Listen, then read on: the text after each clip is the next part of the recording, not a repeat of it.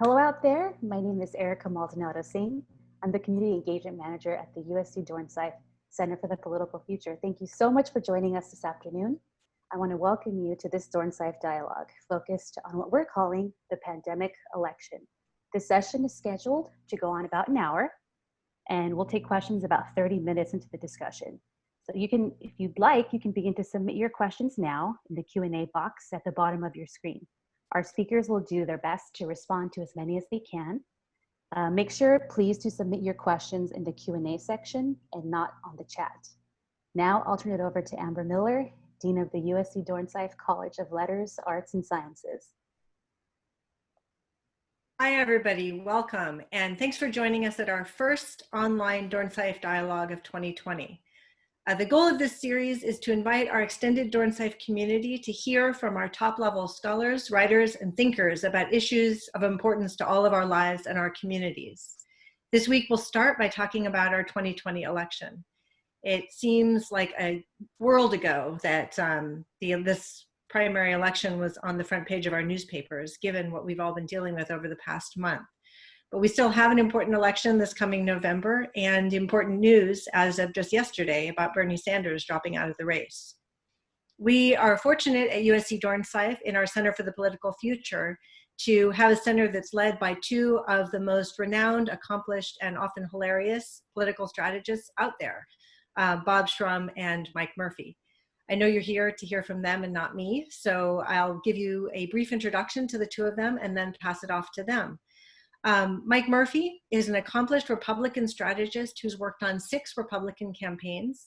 You may remember him from the 2000 GOP primaries as a senior strategist for Senator John McCain.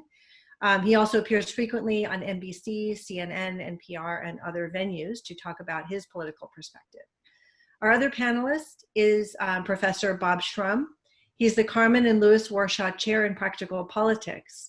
He has served as a consultant for high-level Democratic campaigns and administrations, including Ted Kennedy, John Kerry, Al Gore, and most relevantly to this campaign, also Joe Biden.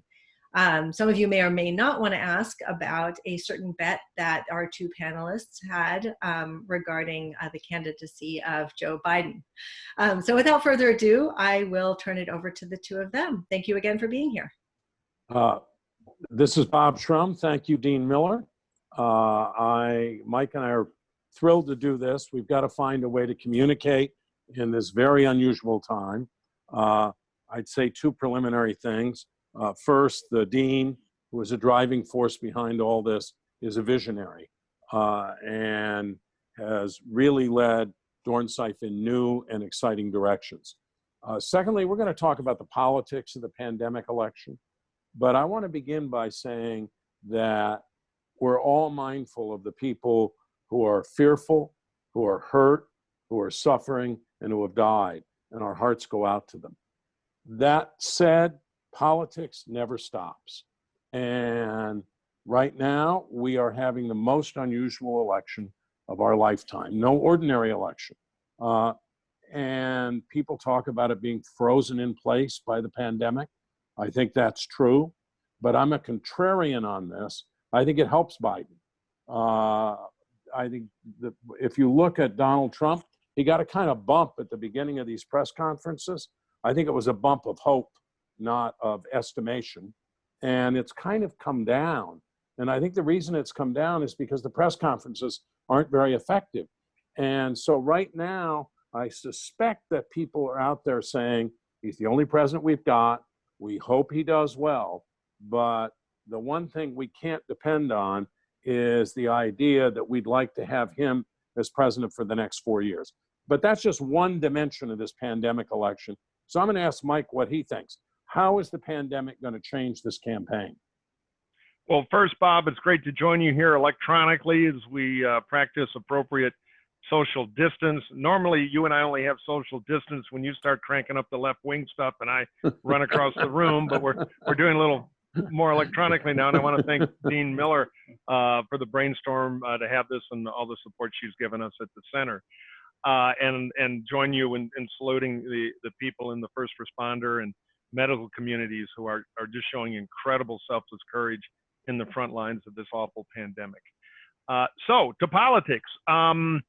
I think there are two theories. Now, I'm the Republican here, so one of the things I'm going to try to do in the name of fairness is make the case that I think a Trump supporter would make. I've been anti-Trump since 1992 when I worked in New Jersey for Governor Whitman, and he was in Atlantic City. So I think you're kind of see where I'm landing, but there is an argument. So I agree with you. The strength of Trump in the past has been kind of the entertainment value. And I think there's been a lot of questioning in kind of the civic elite in America. Why didn't the earlier scandals hurt him? You know, Mueller, the investigations, some of the ridiculous antics in D.C. And my view on that is a lot of voters have been able to kind of just toss that stuff aside as another Washington food fight. Yeah, they're calling each other names. They all do it. They're all playing games. Doesn't mean anything in my life. So when the stakes are low like that, in some ways, politics gets devalued to entertainment. And that's where Trump, with his ability to change the subject, to call a name, to act in a way we've never had a president act before, his critics would say to lie, cheat, and steal a lot, has given him certain advantages in changing the topics in the reality show of Washington politics. But now, with a pandemic that is killing people and changing lives, I mean, we basically put the American economy, the world economy, on pause. Schools are shut down. My wife and I have a 6-year-old where I'm learning how to be an incredibly ineffective homeschool teacher. Lives are being shaken up economically, socially, psychologically, every other way. So the stakes are much higher now. And can Trump, where competence has been maybe his early brand, but not his performance, can he succeed in a world where the stakes are high and failure has a big cost? So I think that's threat number one. Threat number two, of course, is the economic pain this pandemic is going to engender. Trump's ace card, as we've talked, Bob, has been, well, you may not like me, but I can run a good economy. You're all working. Well, now that is in jeopardy. And then I think third and finally, his divisive tone in a time when I think the country is looking for the opposite could be an anchor. The last problem Trump has, his polling has been bad for a year. It's ticked up a little in the crisis, but look at like Fauci's numbers. He's become a rock star, 70, 80%. A lot of the governors have done very well politically because people are rallying behind them. Trump has inched up, but he's gone from, bad to extremely mediocre. There's kind of a ceiling on Trump with half the country. So that's the argument against. Then I'll wrap up quickly. The argument for is simple. We will come out of this thing. The economy will in time recover, and the president will be able to say, and there will be a feeling of goodwill in the country. We're through it, forward. I can run the economy. I'm the person to put it back together. Now, let me tell you, everything is terrible about Joe Biden. So if the Biden people can manage that offense well, I think they do have the advantage in the fall. I noticed that Mike has a Nixon sign over his shoulder. I wish he was making the case for Nixon. I'd be more sympathetic than I am for Trump. Nixon was at least competent. And I don't think, Mike, that you really believe that Trump case. And I don't think it's any more credible, actually, than the idea that Joe Biden was going to fall apart. You and I had a bet that Biden would be gone by Christmas. You said he would. I said he wouldn't. Then you thought he might be gone by Iowa. No, he wasn't gone by Iowa, and today he's the presumed nominee. Let me just interrupt for equal time on the bet bragging, because this is true. It has been a fascinating bet. I was short Biden in the primaries. I thought somebody would beat him because people wanted more generational change. So we made this crazy bet. I should have asked for odds that Biden would be out by Christmas. Then I was wrong, and you were very kind about the bet. Then Biden lost New Hampshire, and you came to me and said, oh, the bet's over. I'm screwed. I guess we're going to call this one a tie. Because back then before that you were predicting he was the nominee, and we both kind of thought it was over. Then he had the greatest comeback in American politics. So I will wear my crown of losing that bet, but it was quite a bumpy ride. Well, I don't want to adjudicate it, but what I was doing after New Hampshire was saying, I'll let you off the hook. I still thought that he was a viable candidate and actually said it on television. But let me talk about the Trump case for a minute and then go to what I think is also likely or possible in this campaign. I think Trump will be held accountable for lives lost. I think his base is way too small, and he seems determined to speak to his base all the time and not to anybody else. Now, that worked for George W. Bush in 2004, just barely by a margin of 60,000 votes in Ohio. But he had a much bigger base. He had, for example, 44% of Latinos supporting him. Right now, I think Trump is not only not talking to independents, he's alienating them. I think he's not only not talking to suburban women, he's alienating.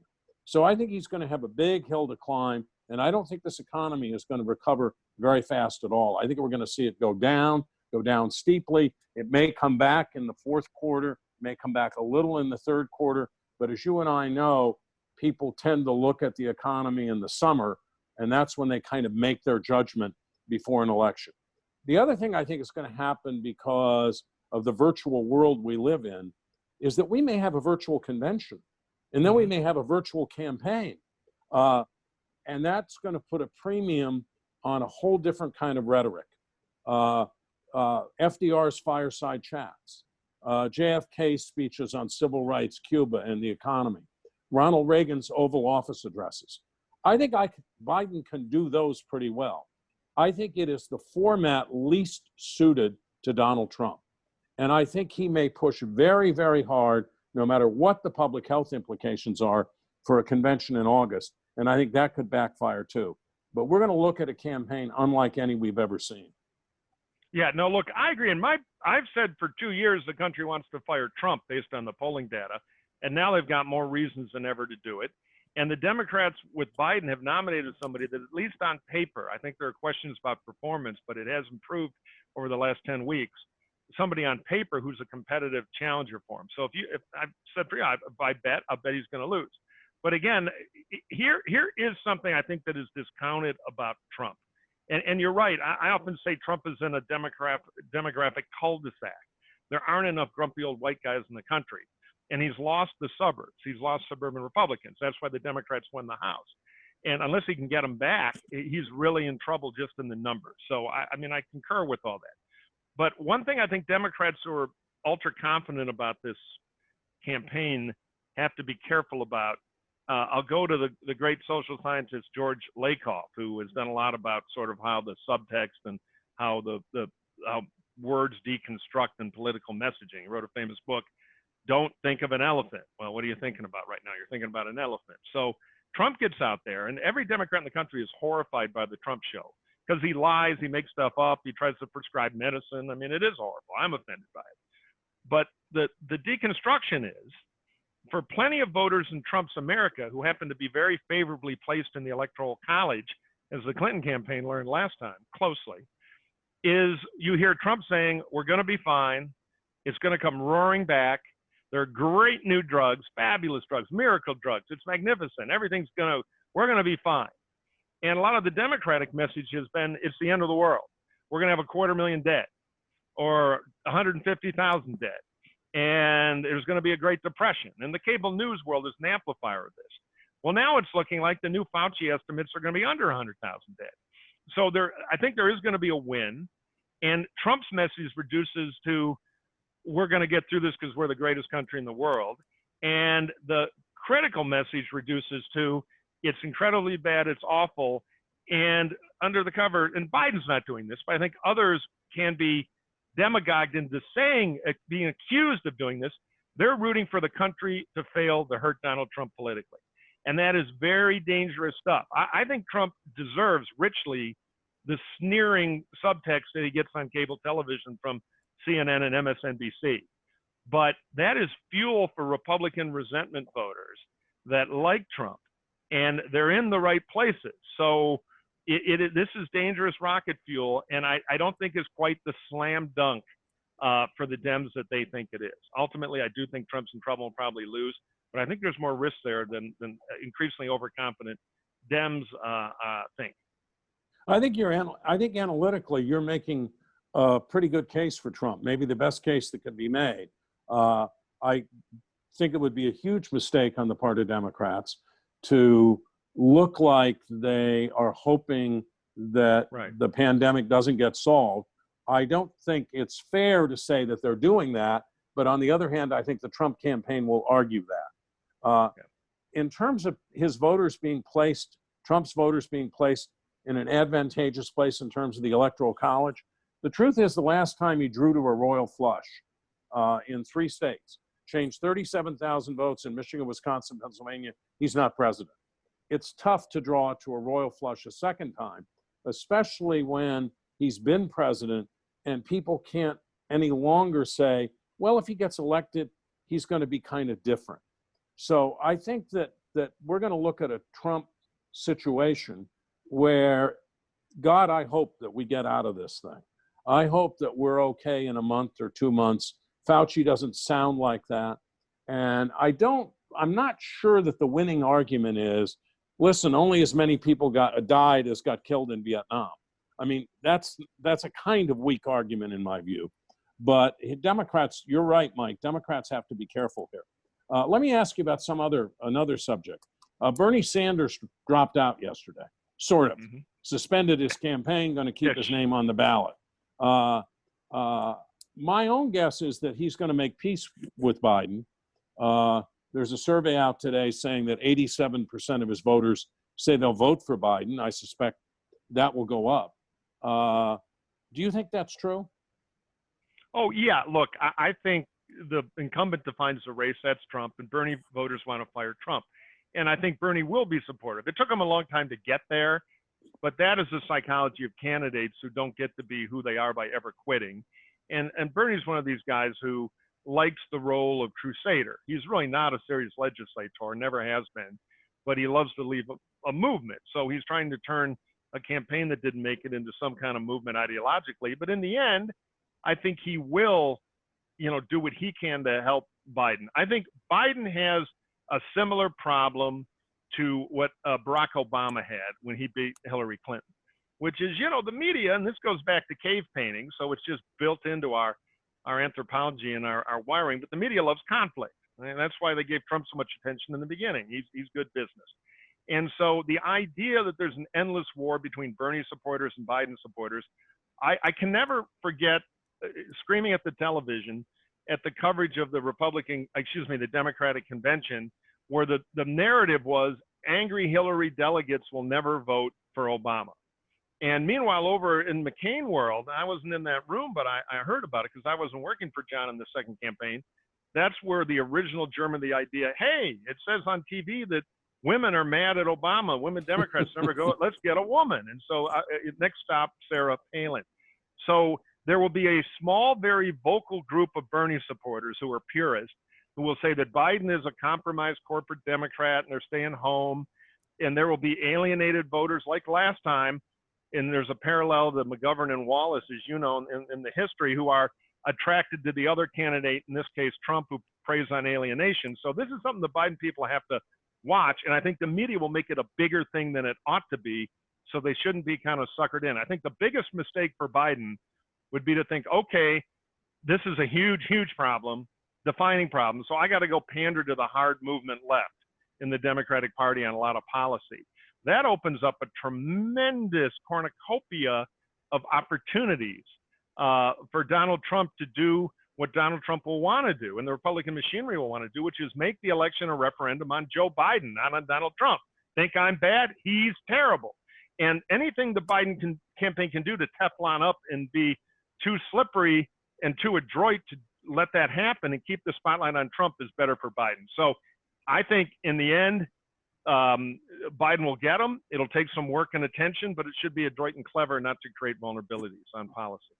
Yeah, I think that the Biden campaign will not give in to the hard movement left. I think they'll find areas where they can agree. For example, the proposal that college tuition for community colleges and public universities will be free for people whose families of four make under $125,000 a year. I think that's very likely. Medicare for all, a single payer system that outlaws private insurance. Joe Biden will not agree to that. I think he and Sanders will probably talk, and in the end, there will be a very robust public option. Abolishing ICE, for example, I don't think he's going to agree to that. All of that said, the campaign, the Trump campaign, will accuse him of favoring all those things. Of course. They'll also run a personal smear campaign against him, which they're already doing, which was magnified by a small number of the Bernie people who are on Twitter, who I don't think represent the Bernie people in general. Now, I want to, you mentioned how Sarah Palin got selected, and I think we should talk a little bit about the vice presidential choice. But before we do that, I want to go back to what we talked about at the beginning. Don't you think this is going to be a really weird campaign? Are we going to see arenas filled with 25,000 people? Is there going to be a Republican convention? Is Trump going to insist on one no matter what? Are they going to take everybody's temperature going in the door? I mean, this could be much more like that before we had television and we used radio a lot, people used radio speeches to talk to folks.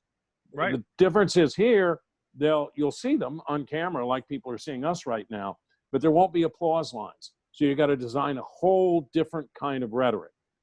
And what I asked you at the beginning, and I'd like to see what you think again, because we didn't really talk about it, right? Sure. Is Kennedy was really good at that. Reagan was really good at that. Obama could be really good at that.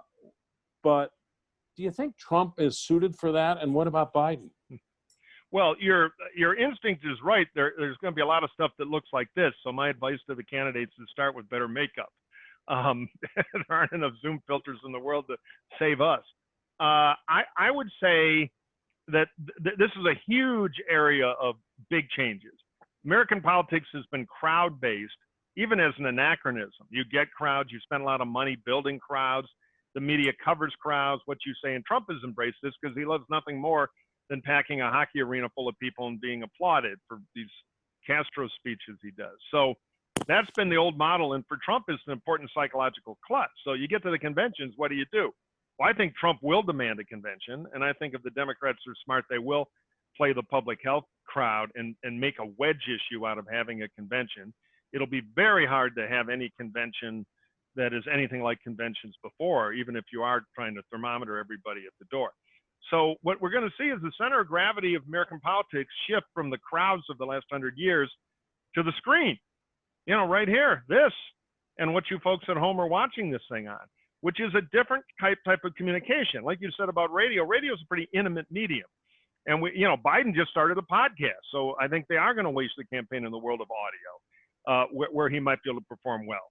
I think he's struggled so far, partially because he has no natural platform. He's not Governor Cuomo dealing with a crisis with a daily, hit TV briefing that's kind of made him the anti-Trump. He's not Trump with the presidency and the blue goose, and he can give, big remarks, maybe hurting himself with some voters, but he can grab the spotlight. Biden's got nowhere to go, so they've got him trapped, in like this bunker doing these hostage videos, which they're trying their best, but it's not Joe's natural thing. He sells empathy, and he's not a natural Reagan-esque direct-to-camera person. So a lot of the challenge for the Biden campaign will be figuring out how to crack that in this new world of screens. Now, I have one prediction. I do think near the end of the campaign, there could be a return to crowds, town hall type things, because the serology, the blood testing, showing whether or not people have had the disease and are therefore essentially, we believe, hopefully immune, is a much simpler test than the do you have it test. It's very old school. They can produce millions of them quickly. Those are coming. So it will be possible to have a crowd of virus-free people for optics, but nothing like what we're used to, and that'll be late. That'll be September or October. So the campaign that learns how to communicate with screens with a certain intimacy, maybe radio will come back, podcasting, of course, other messages like that is going to have an advantage. And last thing, a lot of my Democratic friends are very worried. Where's Biden? What should he do? Well, I think there are things he can do on streaming television more effective than the direct-to-camera speech. I'd go back to the old Ford campaign, which you remember, Bob. You started with Roosevelt, where they had the same problem with Jerry Ford. Theodore Roosevelt or Franklin Roosevelt?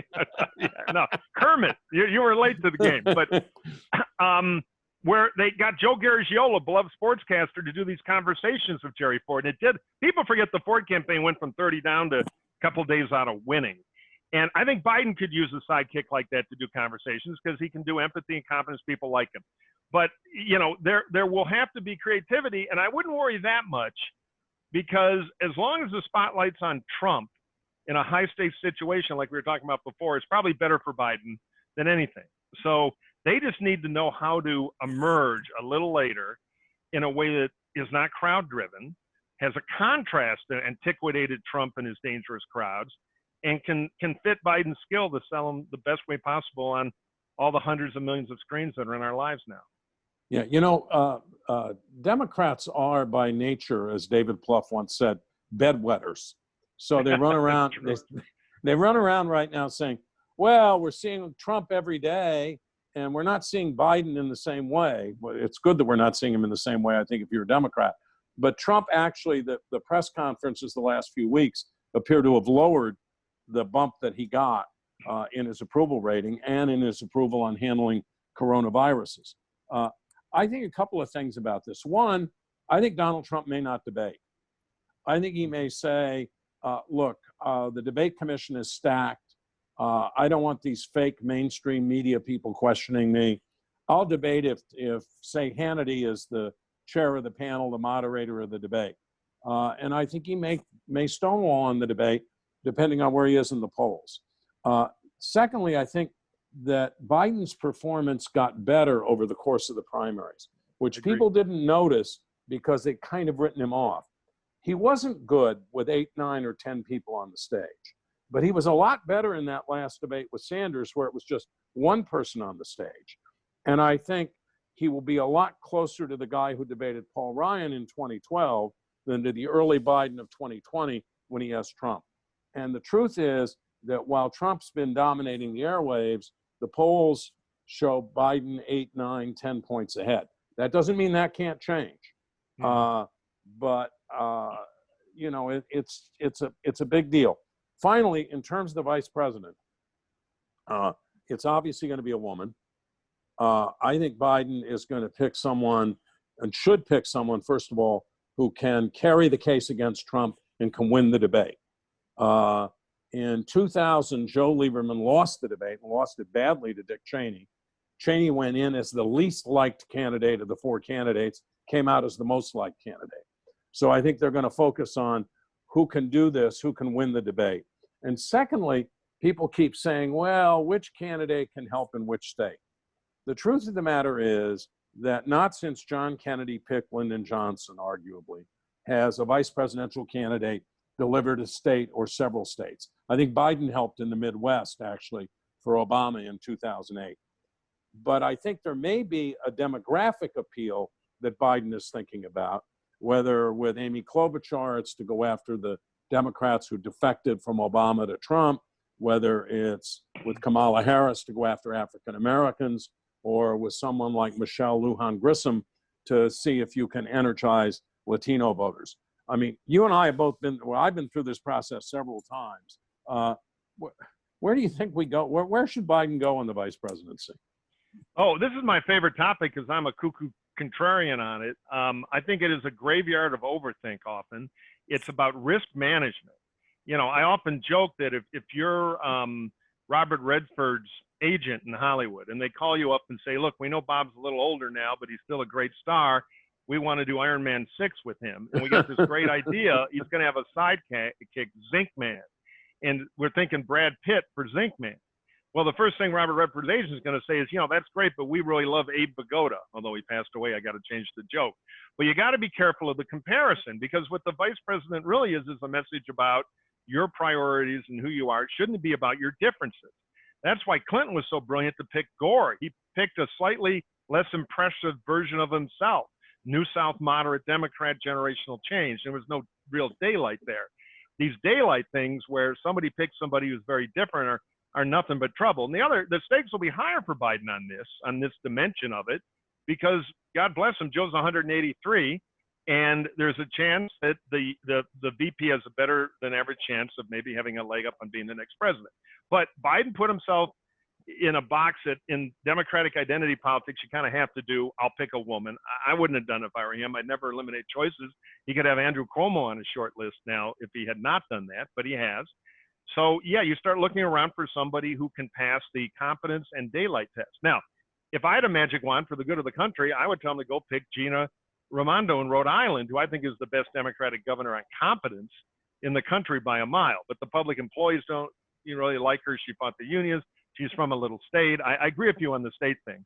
So I think right now, the contenders are the ones you mentioned, maybe add Stacey Abrams of Georgia, who's kind of got her own following in the party. But I would not give Trump race. I'd be in the risk elimination business as Biden. So the first person I'd look at, if I couldn't talk him into Gina, would be Gretchen Whitmer of Michigan, who has the following things going for her. She's been politically successful in a swing state that does count a lot in the general election, where Trump is behind now and in some trouble. You want to keep it that way. 2, she's been very much in the front lines of this awful pandemic. On a per capita basis, they're right up there with New York, maybe even getting a little worse. So she has a story of being on the front lines, dealing with the shortcomings of the planning and the cost paid for it. 3, she's a liberal, but she's not as progressive as other choices on the menu. She's generational, she's new, and I think she played throughout the Midwest. And 3 of the 4 states that really count, Wisconsin, Michigan, Pennsylvania, I would add Florida, and then you can get into Arizona or the Carolinas as other critical states. She has a cultural affinity too, much like Amy Klobuchar, who you can make a case for too, but she doesn't have the Michigan story. And, you know, she, in staff circles and Democratic Party, she's known as a more difficult partner to work with than Gretchen, who basically has a good rep for that stuff in Michigan. Now, who knows what the downsides and flaws are, but right now, my guess is the Biden people, and they've hinted this, are taking a good look at Whitmer. And a governor makes sense. Get out of Washington. Yeah, I think Whitmer's one possibility, and I think because she's been part of this whole pandemic operation, none of us, or very few people, I knew her, but very few people knew her before this, and she's been very impressive. I also think he's taking a very close look at Kamala Harris, and I think we have to remember that when you get to the convention, he's obviously going to control it, but whoever the vice presidential nominee is has to be at least acceptable, I think, to the Bernie folks. You can't basically say to the Bernie folks, you started a movement, you helped change the party, you didn't get what you wanted, and now you're going to get someone you really don't like for VP. So I think that'll have an impact on it too. Can we make another bet here live on Zoom? I want odds because there's a lot of pressure to go with Kamala, but I don't think you will for 3 reasons. One, she has proven herself to be a graham cracker candidate. She crumbles. She had the best liftoff of anybody, and then she totally hit the wall because she couldn't perform as a candidate. 2, when she did perform well, her second big trick was to take a cheap shot at Joe Biden, who was on the right side of most fights. So knowing candidate personalities as we both do, I'll bet Biden hasn't forgotten that. And 3, it shouldn't be, but it is politically risky to give Trump the weapon of race. And I think African-American voters know that, which is one reason why they embraced not one of the African-American candidates, as qualified as they were. I was a big Cory Booker fan myself, but they went for Biden, the safe choice, because I think they get it and they want to beat Trump. So I think the pressure will be, as you say, but I'll bet in the end it doesn't land there. And if I were advising Biden, I'd say it shouldn't land there. You know, our USC Dornsife LA Times poll, as you know, over a year and a half predicted exactly what you just said, that African Americans were not necessarily going to vote for an African American, was not important to them. Women were not necessarily going to vote for a woman. They wanted the candidate who could beat Trump. The one thing I'd say about, and I'm not going to bet, I'll bet you that they're looking at Kamala, if that's what you want to have. I'm taking that sucker bet. I'll bet you it's going to rain in the next month. How's that? But when you say she crumbled, she doesn't crumble as a prosecutor. And one of the jobs of the vice president, I think, is to prosecute the case, not against Pence, but against Trump. And that's the trick in one of these vice presidential debates. I think if you're mature, you don't care about the cheap shot. I mean, LBJ took a tremendous cheap shot at Kennedy at the opening of the 1960 Democratic Convention, attacking his father and his attendance record in the Senate. And Kennedy just brushed it off. He didn't care. Oh, but they paid it back later in the way they treated him. But I take your point. They picked it. Yeah. So anyway, we promised we'd open this up to questions, and we have 23, 24 minutes left. So let's open it up. 113, I think, according to my little red dot down here. So, yeah, Erica, let's All get right. fastballs for Bob here. Our first question is from Sam Dorn, and he asks, how do you think COVID-19 will impact the potential for Democrats to retake the Senate majority? It'll help. I agree Just with because that. the Republican brand has suffered, and therefore it's better for their Senate candidates. The map is good for the R's, but there's no doubt the Senate is now in play. That wasn't true 6 months ago, at least not Yeah. to the extent it is now. Yeah, the one thing we didn't talk about, and it relates to this, is COVID-19, the potential for voter suppression, not letting people vote by mail. I think there's going to be a huge fight over that in this next stimulus bill in the Congress, and a huge fight in a lot of states. I found it ridiculous and obscene, actually, that people in Wisconsin had to choose between risking their life and exercising their right to vote. Yeah, it's interesting, ironic, and to me, as a normal pre-Trump Republican conservative, we used to be the party in favor of permanent absentee ballots. In fact, we won a lot of elections here in California based on the fact that, you know, we knew how to work that system with easy permanent absentee. And now we're into a systematic issue. I actually think the disaster that was Wisconsin was a good thing only in that it's a wake-up call that we cannot have an election day that looks like Wisconsin. I don't care what party you're in. It's whether or not you want our democracy to work. So I think the political pressure on the R's to stop misbehaving with some of this trickery. I mean, it's out. And look, I'm a Republican. I used to work for Governor Tommy Thompson. I've run races in Wisconsin. I don't like it when liberals win, but the idea you shut Milwaukee down to just 5 precincts, it is un-American, and it's a stain on the party. And hopefully the political battle on this one will be won by the Ds, because I think it's awful. We'll go on to the next question, but I'll say Mike is absolutely right. On election night in 1960, John F. Kennedy carried California. By the time they finished counting the absentee ballots a week later, Nixon had carried California. Next question, Erica. Matt Klink asks, how does Joe Biden demonstrate relevance when he is confined to his house? Well, right now it's hard. I'd be doing my Al Roker conversation fireplace chat on streaming, that kind of stuff. But he doesn't need to emerge right now. Yeah. He needs to emerge really well in the aftermath of this, where we see Barack Obama, we see Chris Cuomo, we see the stars of the Democratic Party with a steady hand that exudes competence to manage the recovery, because this election, like all, will be about the future, and empathy, that he cares, which is easy for Biden because that's who he is. So they package that right. And right now they've got the gift in politics. They're not really drinking from a fire hose. They have time to plan a beautiful unveiling of the fall campaign, and I hope they're using it. Let's do the next question. From John Emerson, he asks, with all the talk about small base, of course, Biden wins the popular vote, probably more than Hillary did. But how does this play out in those 6 to 7 swing states that will decide this thing? Look, I think what we always do, John, is we look at the last election and the nightmare, at least that it was for Democrats, and we extrapolate from it. So a lot of people have been writing about this. The odds that you could pull off again what was pulled off the last time by Trump, that you could carry those 3 critical states in a way that if you change 37,000 votes, you'd lose them all, I think that's very unlikely.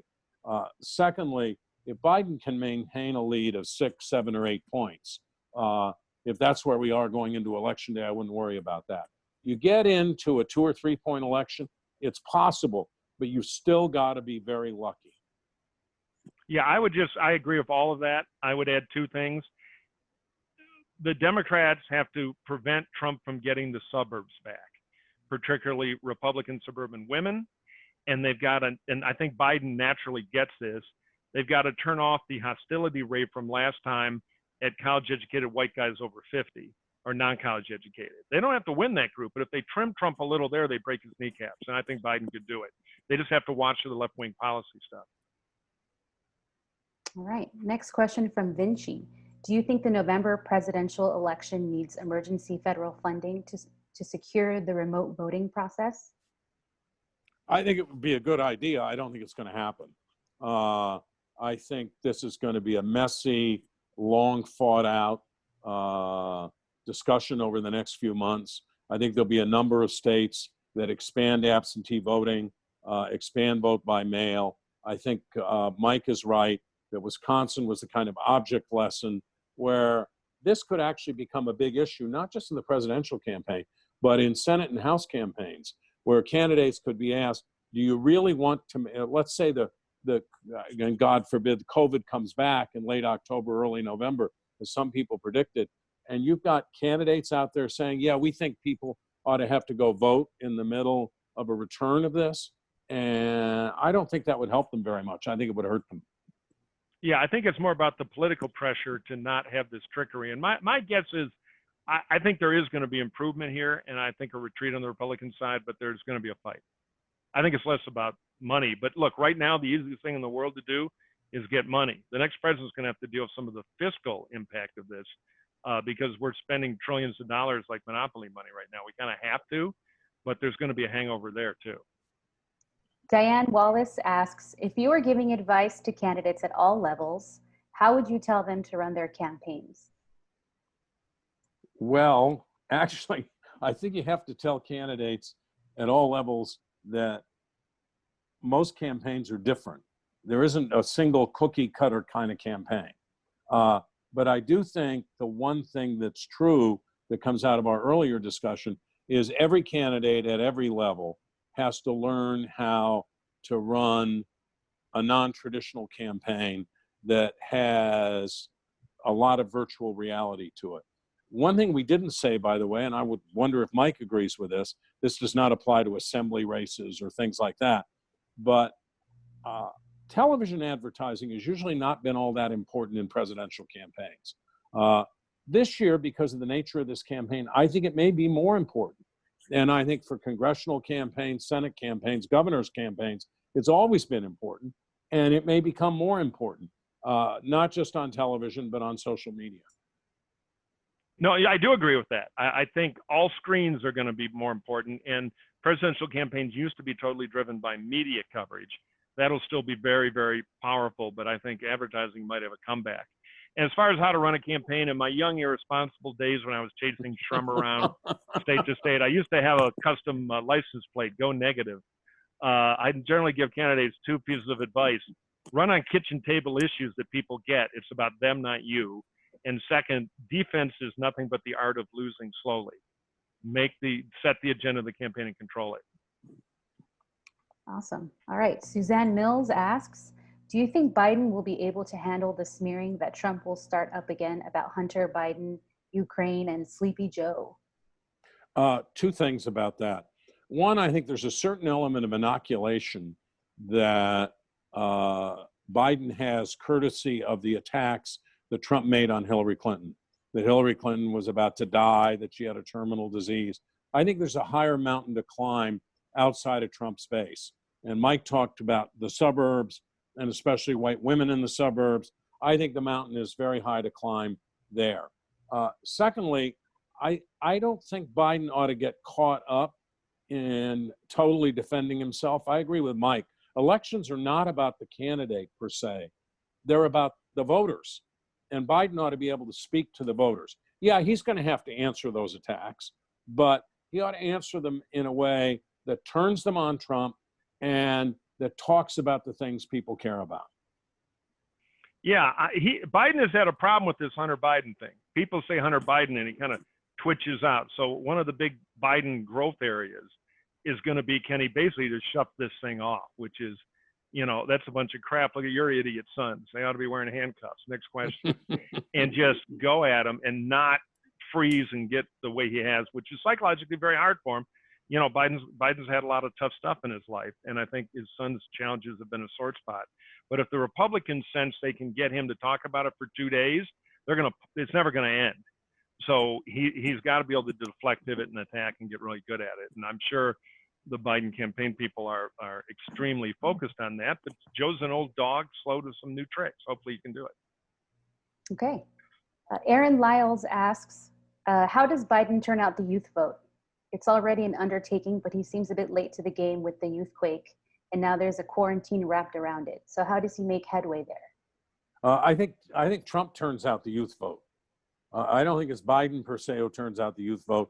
I think there is a very deep desire to get rid of Trump. I've seen this among some of my own students who were not necessarily enthused about Biden, but who are going to vote for him. I see it when I look at Twitter, except with the hardest core of the Bernie contingent. I see people coming over saying, I have to vote for Biden because I care about getting rid of Trump. And one thing that's neglected is Democrats got a much bigger youth turnout in 2018 than was traditional. And they got it for candidates who were center left, not candidates who were, say, Democratic socialists. So I think there's a very good chance that you'll see a pretty big youth vote for Biden. Now, I think Biden will work at it too. I think they'll work at it as hard as they can, and they're going to try to enlist Bernie Sanders to help them with this. Yeah, I agree with Bob on this. I think it's about fire Trump. But Biden also, if he makes his campaign now post-virus a bit of a movement about rebuilding America, very focused on the next generation, he can sell some extra tickets there. Peter Lefebvre, hard to pronounce his last name. How big a factor will television ads be in the general campaign? Who will have the advantage? Well, as I said, talked about that. Yeah, go ahead. Yeah. Well, as I said earlier, I think they're going to be more important than they traditionally are in presidential campaigns because we're in a pandemic campaign. The big crowds, the traditional ways of campaigning are going to be restricted at least for a while. So I think television ads will be very important. I think the real question here and the challenge for the Biden people is to raise the money to make sure that they're very competitive on television and on social media. And remember, the campaign's really going to be about 7 states, and that's where the television will pile up. Won't matter here in California. Yeah. What are the odds that the pandemic and a common experience of it across the country promotes a more common view of public life and social responsibility in the U.S.? That's from Ken McGuire. 0. I'm sorry. Bob, I'm sorry. You cynic. I wish it was true, but if you look at the divisions, the dividing lines you see in all the surveys, people who say this is really a hoax, it's not something we should worry about. We're going to go out and have mass gatherings. And the differences between Republicans and Democrats on a whole series of questions about the pandemic, at least at this point, there's no sign that this is bringing the country together. That is probably right, but I'll depart from the corrosive cynicism of my Democratic friend and just say that somebody had a license plate that said "Go Negative." It's talking about corrosive years ago. cynicism. I'm a uniter, not a divider, Bob. I'm uniting us against socialism. No, I would just say this: if somehow, by hook or by crook or by mistake, it's kind of like hit TV shows. They only often happen by mistake. If somebody tries it in American politics, it'll be a hit because it's what the country wants. But the incentives within the parties and the way politics works now with our tribalism is what Bob identified, to do the opposite. But I think there's a little bit of hope because there's going to be so much trauma in the country after this that the one thing about politics, if they stumble into finding out something works, they're not humble about stealing it and using it. So maybe it'll break out. Instinctively, it is actually the direction in which Biden would like to go. How do you think COVID-19 changes the politics around healthcare reform in the fall election? That's a question from Sandra.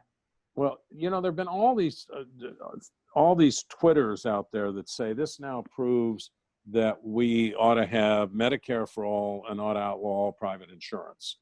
The problems with COVID-19 were the failure of early detection when we closed down the branch offices in China, the failure to respond early in terms of tests, the failure even earlier than that to build up supplies like ventilators and protective equipment and masks. And none of that would necessarily have been solved by having a single payer health system with no insurance companies. I think there will be an impetus after this to say that every American ought to be entitled to health care, and they ought to be entitled to health care they can afford. I don't think that takes people overall to Medicare for all and to abolishing all private insurance. Yeah, I agree. I don't think the political profit is going to be to adding risk to the healthcare system. There is going to be a demand to be ready, as we ought to be for the next pandemic, to increase manufacturing here so we have big stockpiles and we're not as dependent on China. There's going to be a post-pandemic agenda of kind of reform, but big changes. I mean, you don't even hear Bernie and his wing of the party complaining about big pharma anymore. So I don't think taking a monkey wrench to the healthcare system, there's going to be a big appetite for that after this horrible experience. If Trump loses in November, who do you see rising in the Republican Party for the 2024 nomination? Mike. That's from Go Gore. ahead. Yeah, we'll see about that. You know, it'll be like the Chinese Civil War. There are going to be a lot of warlords running around with 2,000 troops in ornate uniforms claiming power, but there's no one strong person. There are a bunch of senators, Josh Hawley, Tom Cotton, Marco Rubio, who will wiggle around to do it. There may be some emerging governors. There will be people trying to imitate Trump, media figures, the Hannitys of the world. It's going to be no shortage of candidates. Of course, Pence, who might try to claim the lineage of it all. But I do think the bigger question will be the organizing forces in the Republican primary electorate. Do we want Trump 2.0, or do we want to change the clock to kind of a new opportunity conservatism? That'll be the battle, and there'll be candidates on both sides of it. Mike, you left out one possibility. Trump 1.0. Trump 1.0. He can lose, and then he can run again. And I wouldn't put it past him. Well, also he has Donald, you know, a young Don Jr., who I'm sure can whistle most of the tune successfully to Hail to the Chief. He's working on that. So, yeah, it's possible. And with Amendment 4, you know, going down in Florida about felons voting, you know, there are all kinds of new possibilities in the Trump apparatus. Means Eric can vote for his dad, but all right, moving on. So one of our former fellows, Ron Christie, is joining us, and he asks, do you find parallels between the 2004 election with Bush and Kerry and 2020 with Trump and Biden? More specifically, can Trump narrowly close the deal as Bush did by making the argument not to make a change at the helm with the country in crisis? Let me take that, since I was so involved in that campaign. First of all, I was not a big fan of George W. Bush's. I wish he was president today.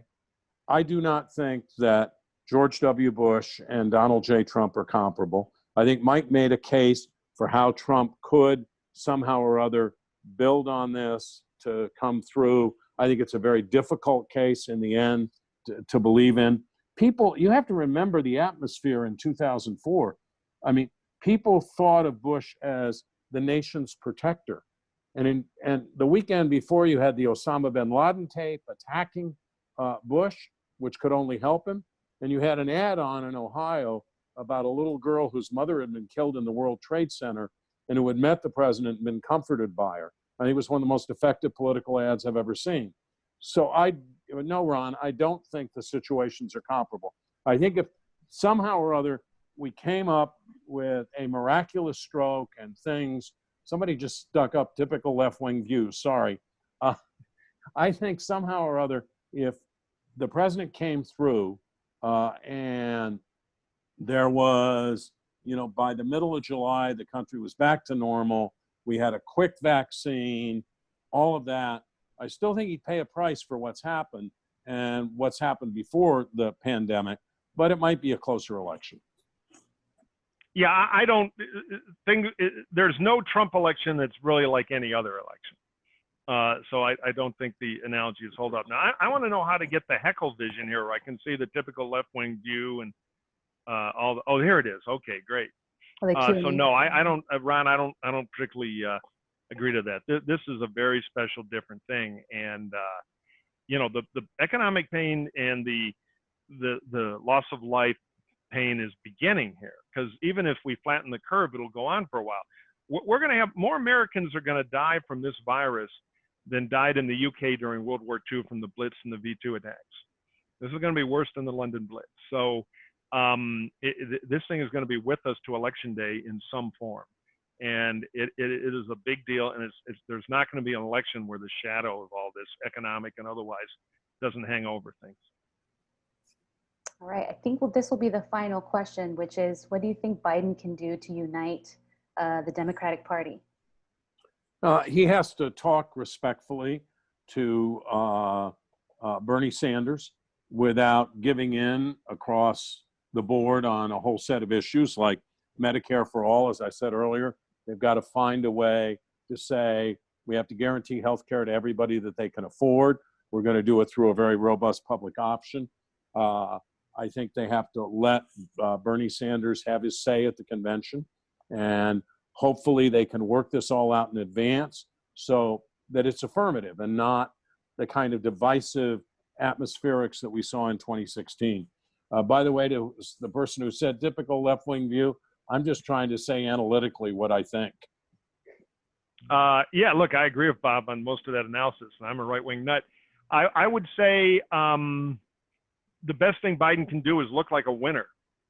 And the Democrats just want faith they've got a candidate who's not going to get stomped by Trump. And one of the smartest things Trump ever did, and I don't think it was by intent, it was kind of a lucky accident, is when he won, there's kind of been this mind twist on the Democratic intellectual elite, because they say, wait a minute, Nate Silver said he was going to lose.